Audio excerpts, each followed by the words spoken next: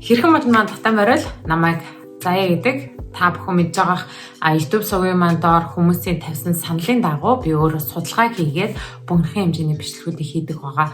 Маш сонирхолтой нэгэн хүсэлт ирсэн маань гэх юм бол хэрхэн яаж iOS буюу та бүхний дэлгэрэнгүй хэрэглэж байгаа iPhone утсыг вирусээс хамгаалах вэ гэдэг дэмог өнөөдөр та бүхэндээ хүргэхэд бол бэлэн болсон байна. Ингээ хэдүүлээ хамтдаа дэмрэг орцгаая.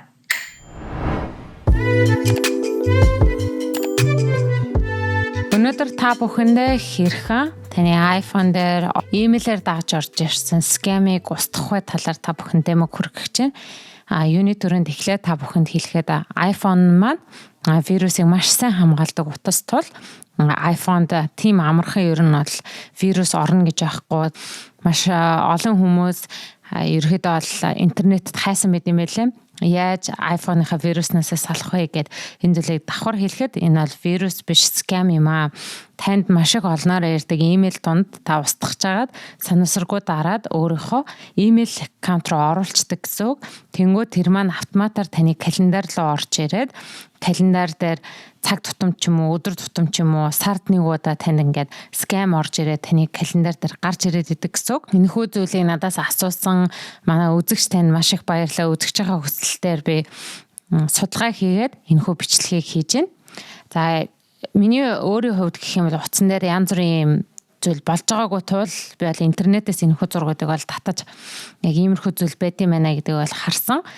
Эхний удаад таны дэлгэцэн дээр магадгүй ийм гарч магадгүй айл эсвэл таны шууд календар дээр яг одоо ингээ гарч ирээ те click now to secure your phone гэж гарч ирээ календар дэх тэр зүйл дээр санамсаргүй дараад хувийн мэдээлэл алдах тийм аюултай байдаг байгаа. За тэгэхээр энэ зүйлээс сэргийлэхийн тулд хэдүүлээ хамтдаа settings руугаа ороод settings-ээс доошоо явж идэл password, mail, contact, calendar гэдэг дөрвөн зүйл ингээд дараалал гараад ирнэ. За эхний хэсэг дээр сануулхад хэрэг таны утас iOS 13-аас доош авах юм бол password and account гэж эхний энэ түлхүүрийн хажуу талд түлхүүрийн icon-ы хажуу талд гарч ирнэ.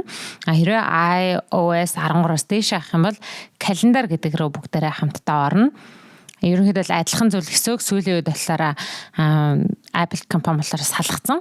За календар гэдэг лугаа ороод календарынхаа дотор аккаунт гэдэг энэ зүйл рүү орно. За тэгэнгүүт танд ямар аккаунт гарч ирж байгааг харуулад өгнө.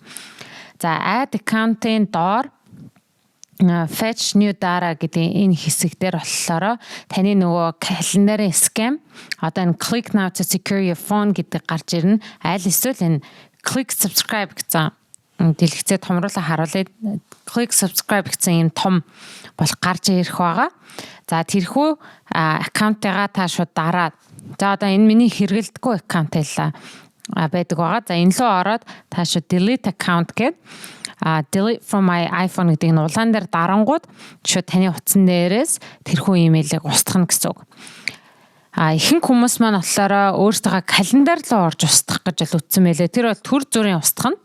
Та цаашдаа байнга устгая гэж бодож байвал сая миний заасан энэ зүйлээр та ороод устгах юм бол ахиж таны утсанд ийм зүйл орж ирэхгүй, ахиж таны календар дээр скам санал өгөхгүй гэсэн үг. Манай YouTube сувгийн доор энэхүү зүйлийг санал тавьж асуусан үзэгч та бүхэндээ маш их баярлалаа. Би өөрөө судалсны дагуу энэхүү богинохон бичлэгүүдийг цаашдаа энэхүү хийсээр байх болно.